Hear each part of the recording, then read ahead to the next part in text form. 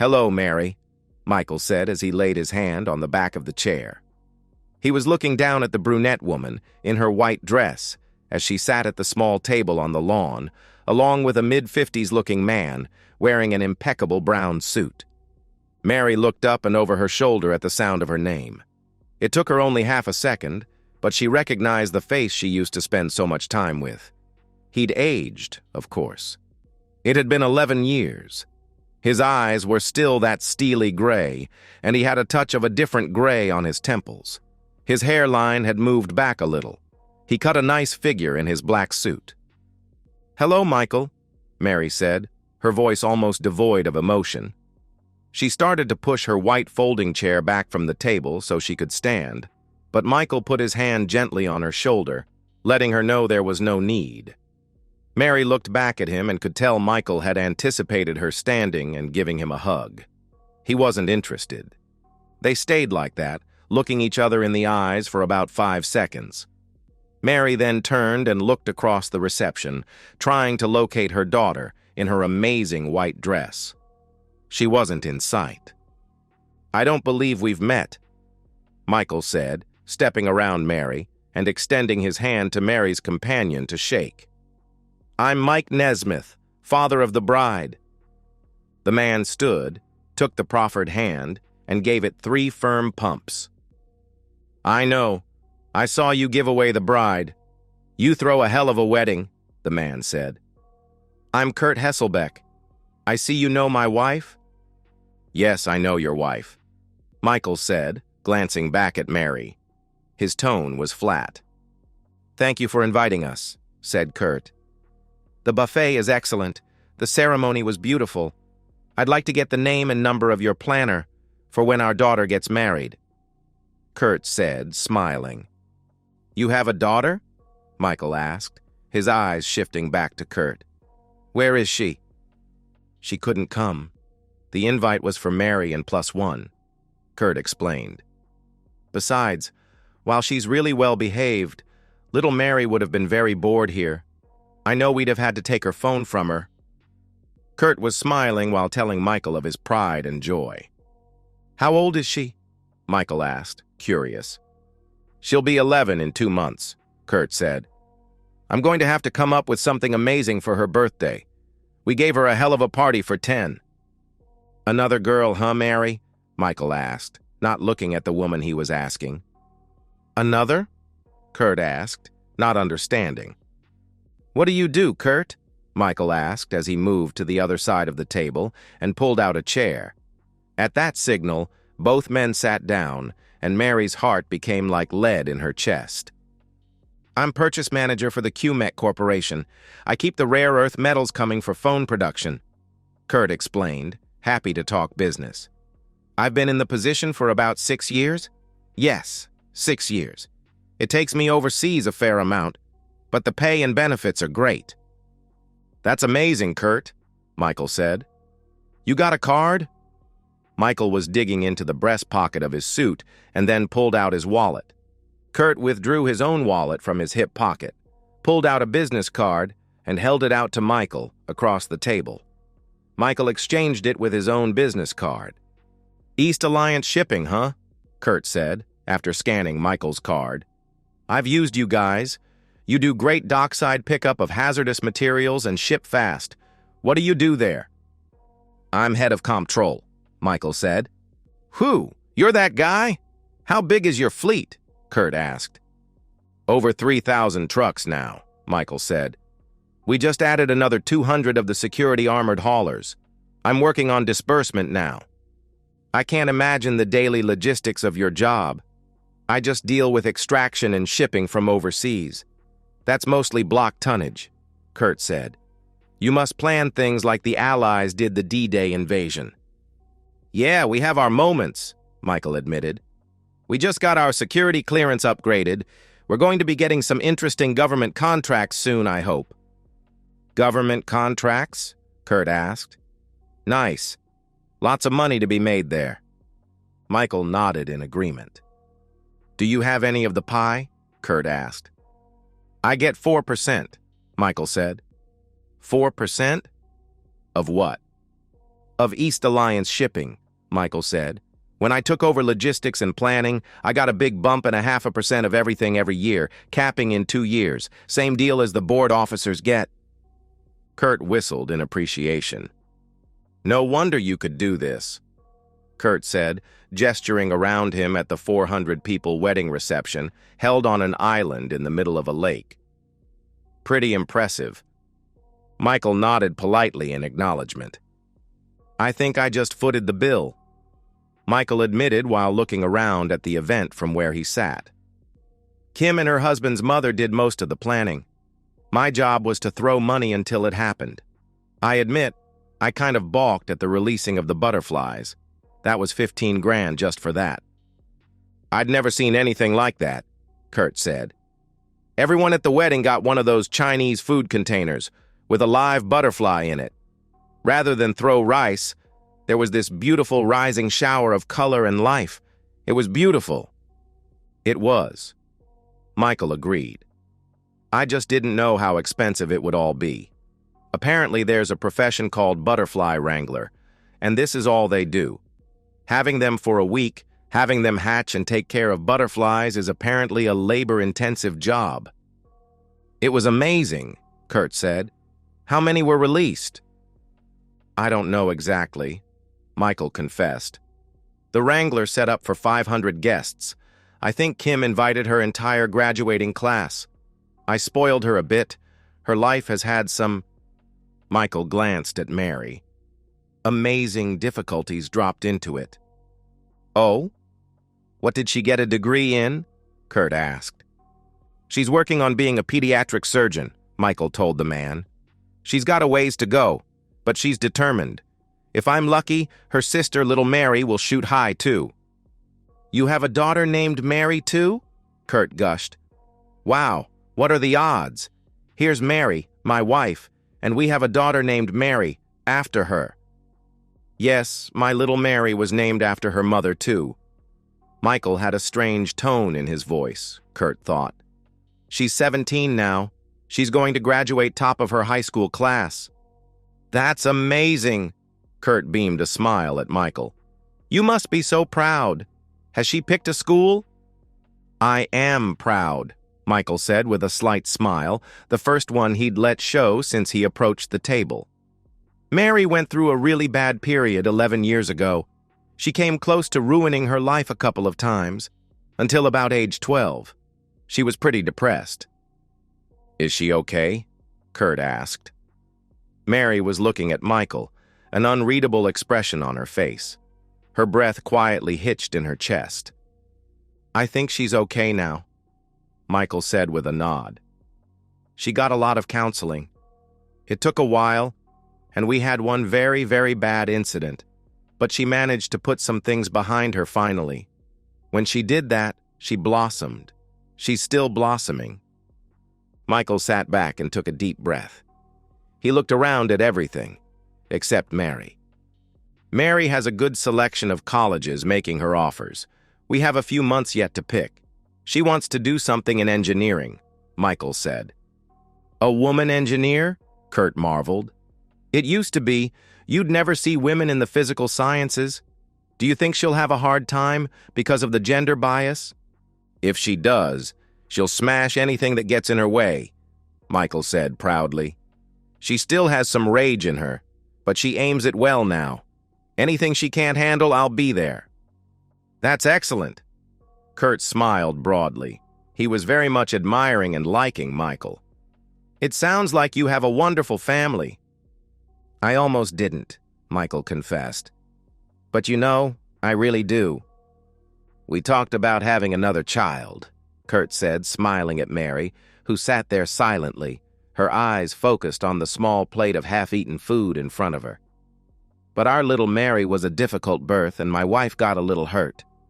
Michael gave a polite smile. Daddy, here you are, said a young woman's voice.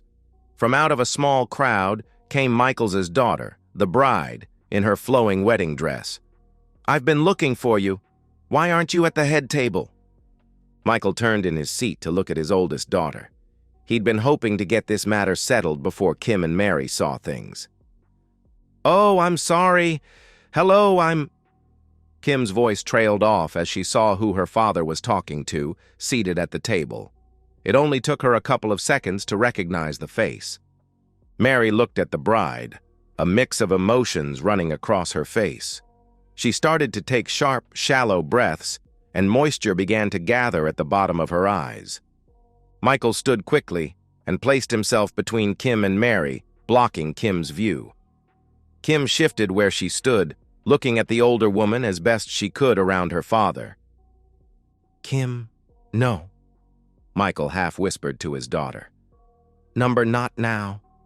Not here." Kim locked her eyes on Michael's, her steel gray eyes looking into his, trying to understand what was boiling up inside her. Kurt stood and started to come around the table, extending his hand toward the bride. "Hello, young miss. I'm Kurt Hasselbeck, and this is my wife, Mary, as you know. We've really enjoyed being here on your special day." Kim stood, tension coming off her. She looked from Kurt, who was sensing something wasn't right, and back to her father's face. "What?" Kim whispered. "Kim, go," Michael said, his heart breaking for his daughter. He was working to keep things, himself and his daughter, under control, much longer, and he would lose that control. "I've got this. I'll explain later." Kim looked back to Kurt, whose confusion was growing, and then she stepped to the side to look at Mary. Mary had tears dropping down her cheeks as she seemed to shrink into her chair. "Go, Kimmy," Michael reinforced, his tone soft. "You have to go. Go to your friends. Go to your sister. Now." Kim heard the quiet commands her father was giving her, and they registered through the cascade of pain she felt. "Okay, Kimmy," Michael quietly said, as his beautiful daughter started to turn. "Don't tell Mary, and keep her away." Kim stopped and considered for half a second, and saw the wisdom in what her father was saying. She nodded and ran her finger across one eye, then the other, trying to control her tears before her makeup was ruined. Then she turned and walked away, into the crowd which parted for her. "What happened?" Kurt asked Michael as Michael faced away toward his retreating daughter and wrestled himself back into shape inside. He took a deep, cleansing breath. "I'm sorry about that," Michael said as he turned back toward Kurt. "I'm afraid I need to move on to father of the bride duties." "But what happened?" Kurt was looking from Michael to Mary, lost in what had just happened. He moved to kneel beside his crying wife, wrapping his arms around her. She leaned into him and began to quietly sob into Kurt's shoulder. Michael stood on the other side of the table and looked at Mary levelly. "I think Mary reminded Kim of someone she used to know." "But they know each other. Kim sent Mary the invite," Kurt said. "How could Mary remind Kim of someone like that?" Mary made a small wailing sound into Kurt's chest. "Kurt, I'm sorry to ask, but—" Michael had tried to not ask, but what little he knew about the timing of things. His curiosity and rage demanded he ask. "Does your daughter have steel gray eyes?" "What?" Kurt asked, a little annoyed at the question. "What does that have to do with anything?" "No," Mary whispered as she shrank some more into her husband's protective arms. "Hon?" Kurt asked, his confusion growing. "Gray eyes?" Michael asked, his voice steady. "With a dark ring around the outside?" "Yes, she does," Kurt replied angrily. "Now what's going on?" The crowd was giving the unfolding scene space now. "Kurt, I like you," Michael admitted. "I think you're a good man. I need your cell phone number. There's some things to share. Explanations." He pulled his phone out of his breast pocket. "What?" Kurt said, pulling Mary into him tighter as she openly cried. "What's your number?" Michael asked again. "Fine," Kurt near spat. "It's 55555555555." Michael entered the number into the new profile he was creating on his phone. "Hon, what it is?" Kurt asked Mary softly. "What's happening?" Do you want to go? Kurt, I'm sending you some pictures of my daughters when they were kids, around 10 and 11. Some others, too, Michael said as he finished creating an entry for Kurt Hasselbeck on his phone. Oh, God, Mary muttered as she drew her fists to her temples and pressed into her husband. There's going to be some pics that have their mother and myself in them, too, Michael said as he opened a folder on his pictures files and started selecting images. You should look at them later. What is this crap? Kurt accused. What are you doing to my wife? Michael stopped his finger moving and looked at Kurt. What am I doing to your... Yes, Kurt snarled. Michael looked at Mary, so small, so vulnerable, huddled against this man that Michael suspected she'd been deceiving for so long. Kurt, Mary wasn't invited to the wedding, Michael stated. What? Kurt's face showed his disbelief. Of course she was. How do you think we got in here? I don't really know, but did you ever see the invite? They were white, embossed, and about 6 by 9, not small. Kurt's face shifted slightly as he realized he hadn't ever seen the invite. Stop it, whispered Mary. About 11 years ago, the thing that hurt my daughters so much was their mother walked out of their lives. Michael stated, narrated really. His tone was flat, controlled. She'd left a note saying she was tired of our lives, tired of the paycheck-to-paycheck situation we'd been in for years. Kurt was just staring with dwindling anger at Michael as he knelt there. She'd complained about things.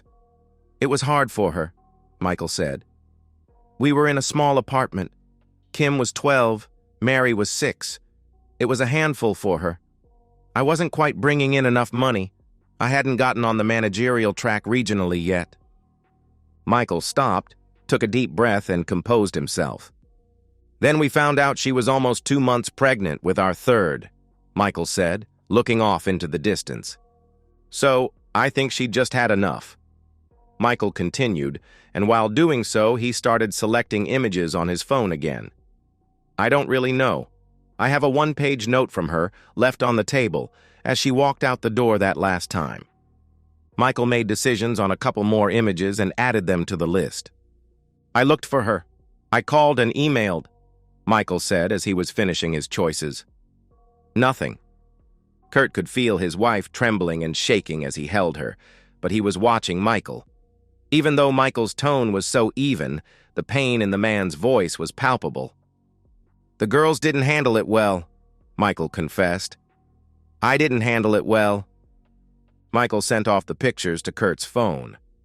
Eventually, I got an amazingly lucky break. I started to bring in money we could use. We had a lot of friends, including a social worker, who got Mary into counseling. Things improved money-wise, but the girls, they can't understand why their mother abandoned them. Kurt's phone chirped, signaling it had received a text. I have to go, but I'm going to say 2 things in parting, Michael said, looking toward the head table. One is, I'm sorry. I never dreamed this would happen. I don't know how to handle this, and I've probably done it wrong. Please remember, I'm sorry. Kurt frowned, not understanding. The second is, everyone in my genetic lineage has gray eyes. It's a dominant trait, apparently. Kurt's face lost its tension, and his eyes widened slightly. Michael looked at Kurt, sympathy showing on his face. I'm sorry, Michael said again, then turned and strode toward the head table. Kurt pushed his wife away from him slightly to gaze at the woman he'd married 11 years ago. Mary looked back through tear-filled eyes and sobbed, I'm so sorry, over and over. And so, we've reached the end of today's story. Was it what you expected, or did it take a twist you didn't see coming? I'm curious to hear your thoughts. Share them in the comments below, and let's get a conversation going. If this story kept you hooked, make sure to hit that like button. And if you're new here or just haven't subscribed yet, now's the perfect time to join our community.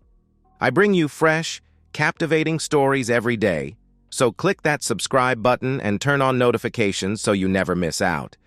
Thanks for watching, and I'll see you in the next one.